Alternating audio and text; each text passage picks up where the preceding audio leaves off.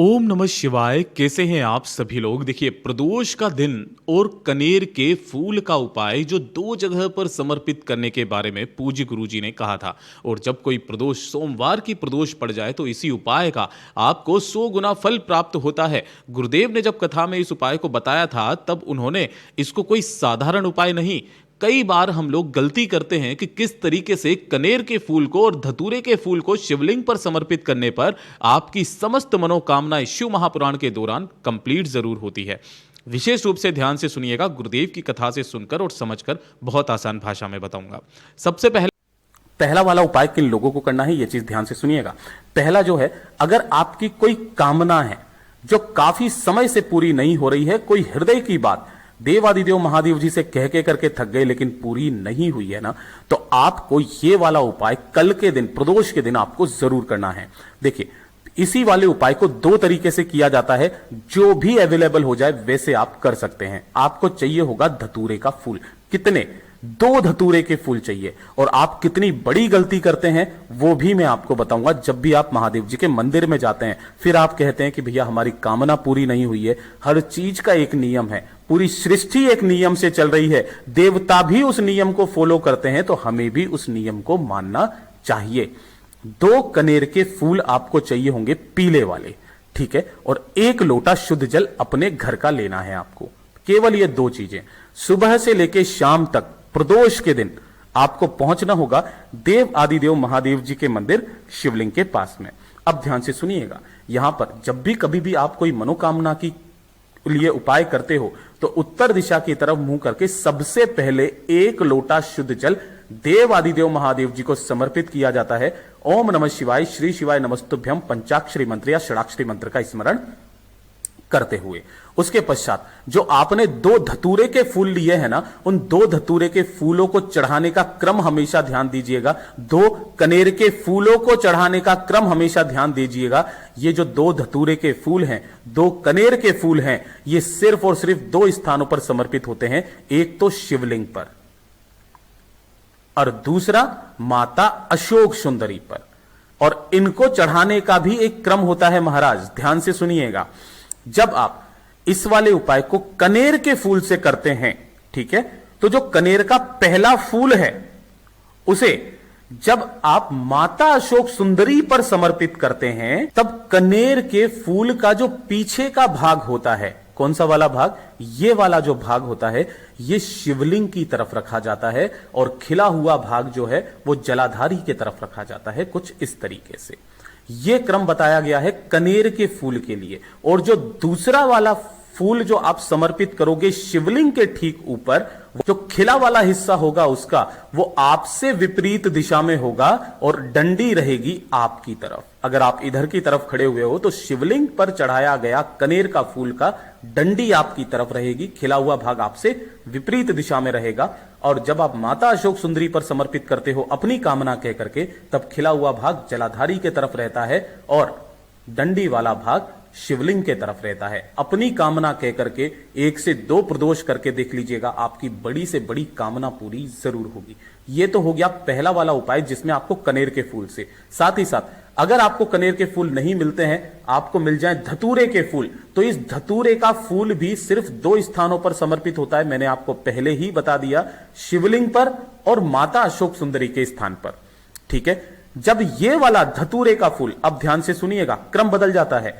जब धतूरे का फूल माता अशोक सुंदरी पर समर्पित होता है तो खिला वाला भाग जो होता है वो रहता है शिवलिंग के तरफ और डंडी का भाग रहता है जलाधारी के तरफ। और जब आप शिवलिंग के ठीक ऊपर समर्पित करते हैं तो धतूरे का फूल का जो खिला हुआ भाग है वो रहता है आपकी तरफ, डंडी रहती है आपसे विपरीत दिशा में। लिख करके रख देना, कभी भी कैसे भी आप फूल मत चढ़ाया कीजिए, वरना आपका वो वाला नियम सिद्ध नहीं होता है। पूज्य गुरुजी ने कहा है इस नियम को फॉलो करके देख लीजिए, अगर आपकी कामना पूरी ना हो जाए तब कहिएगा ये शिव तत्व है।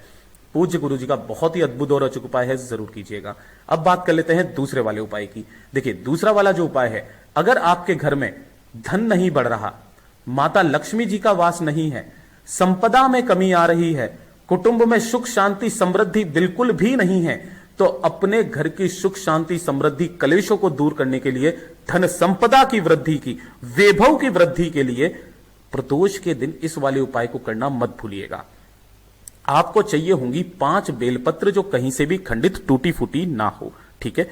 इसी के साथ में आपको चाहिए होगा थोड़ा सा पीला चंदन, अष्टगंध मिल जाए बहुत अच्छी बात है। और साथ ही साथ आपको चाहिए होगा गौ माता का घी। गौ माता का घी आपको ज्यादा नहीं, मात्र और मात्र 2 बूंद आपको चाहिए होंगी। अब जो आपने यहां पर ध्यान से सुनिएगा, इस वाले उपाय को करने का क्रम है सुबह दिन के समय करना है। कैसे? जो 5 बेलपत्रियां ली है इनमें से 4 बेलपत्रों को अलग रखना, 1 बेलपत्री को अलग रखना। इन चारों बेलपत्रियों की तीनों पत्तियों पर आपको यहां पर इन तीनों पत्तियों पर आपको पीला चंदन लगाना है, 4 बेलपत्रियों पर। और जो 1 बेलपत्री है मैं यहां लिख भी देता हूं, 4 बेलपत्रियों पर पीला चंदन और 1 बेलपत्री पर आपको लगाना होगा चिकने हिस्से की तरफ गौ माता का घी, ठीक है। इस तरीके से लगा देना। अब नीचे की तरफ 2 रखोगे पीले चंदन की, बीच में 1 रखोगे आप गौ माता के घी की बेलपत्र और उसके ऊपर रखोगे वापस से 2 पीले चंदन की बेलपत्र। और इन 5 बेलपत्रों को उठा करके किसी भी एक स्टील की कटोरी में आपको इन 5 बेलपत्रों को दिन के समय सुबह के समय उठा करके, है ना, अपने घर के मंदिर में आपको अपनी कामना कह करके यहां पर रख देना है इस कटोरी को बेलपत्रों के साथ ही। और इसके सम्मुख में एक गाय के घी का गोल बत्ती का दीपक जरूर जला दीजिएगा, ठीक है। ये तो काम करोगे सुबह के समय, ठीक है। जब शाम का समय आएगा, प्रदोष काल का समय, तब आपको इन 5 बेलपत्रों को उठाना है, 1 लोटा शुद्ध जल लेकर के, ध्यान रखना अपने घर का शुद्ध जल लेकर के प्रदोष काल में पहुंच जाना देवादिदेव महादेव जी के मंदिर शिवलिंग के पास में। उत्तर दिशा नॉर्थ डायरेक्शन की तरफ मुंह करके खड़े हो जाना। सबसे पहले 1 लोटा शुद्ध जल देवादिदेव महादेव जी के ऊपर समर्पित करना, कुंदकेश्वर महादेव जी के नाम से, कुंदकेश्वर महादेव जी के नाम से समर्पित करना। और फिर जो 5 बेलपत्रियां ली है उन 5 बेलपत्रों को एक साथ उठाना है और अपनी कामना, अपने कुल का ध्यान करते हुए उन सभी की सभी बेलपत्रियों को शिवलिंग पर ऊपर की तरफ समर्पित कर देना। जिस तरफ आपने चंदन लगाया है वो नीचे की तरफ होना चाहिए और सभी बेलपत्रियां की डंडियां शिवलिंग की जलाधारी की तरफ होनी चाहिए। अपना दाहिना हाथ रखना, अपनी कामना कह के कुटुंब की रक्षा करने की, धन संपदा वैभव को बढ़ाने की कामना कुंदकेश्वर महादेव जी से कहकर के वापस चले आ जाइए। पूज्य गुरु जी ने कहा है वैसे तो इस वाले उपाय को करने का नियम 5 प्रदोष का होता है, आप 2 प्रदोष कर लेना, उतने में ही मेरा बाबा आपकी झोली भर देगा। पूज्य गुरु जी का बहुत ही अद्भुत और रोचक उपाय है, जरूर कीजिएगा। अब बात कर लेते हैं तीसरा वाला उपाय। यह मैं हर प्रदोष के दिन बता देता हूं, देखिए ध्यान से। अगर जब भी आपको लगे कि महादेव आपकी नहीं सुन रहे हैं, है ना, महादेव नहीं सुन रहे, उपाय कर करके थक चुके हो, है ना, कामना कर करके थक चुके हो, जब भी मन में आए क्यों नहीं सुन रहे बाबा मेरी, तो एक कामना करना, जो भी प्रदोष आ जाए उस प्रदोष के दिन एक गाय के घी का गोल बाती का दीपक, 1 लोटा शुद्ध जल अपने घर का, इन दोनों को लेकर के पहुंच जाना देवादिदेव महादेव जी के मंदिर शिवलिंग के पास प्रदोष के दिन, प्रदोष काल में, है ना। उत्तर दिशा की तरफ मुंह करके खड़े हो जाना। शिवलिंग के सम्मुख में आपको 1 घी का दीपक पहले प्रज्वलित कर देना है, जला देना है और इसके नीचे कोई ना कोई आसन जरूर लगा देना। अपने दोनों हाथों में उस लोटे कलश को लेना, जल को सबसे पहले थोड़ा सा जल गणेश जी के चरणाविंद पर, इस जगह पर आपको थोड़ा सा जल समर्पित करना है। उसके पश्चात आपको थोड़ा सा जल षडानंद कार्तिकेय जी के स्थान पर, फिर माता अशोक सुंदरी के स्थान पर और उसके पश्चात माता रानी के हस्त कमल के चारों तरफ आपको इस जल को समर्पित करके शिवलिंग पर जल समर्पित नहीं करना है। उसके पश्चात जो भी जल बचा है उसे किसी भी बेलपत्र पेड़ के नीचे जाकर के अपनी कामना कह के, अपना नाम और गोत्र बोल करके यहां पर समर्पित कर देना। आपकी जो भी कामना होगी, महादेव नहीं सुन रहे हैं ना, पूरी जरूर होगी। और साथ ही साथ पूज्य गुरु जी ने यह भी कहा कि जब भी आप इस उपाय को करें, मंदिर की सफाई करके और वापस चले आ जाना, आपको इसका दुगुना फल प्रदान होगा। ये इसकी कथा भी बताई थी और इसका प्रमाण पूज्य गुरु जी ने कहा महाभारत में देखने के लिए मिलता है, श्रीमद् भागवत में मिलता है कि जो भी व्यक्ति इस वाले उपाय को करेगा उसकी देव आदिदेव महादेव जी सुनेंगे और उसको दुगुना फल की प्राप्ति होगी।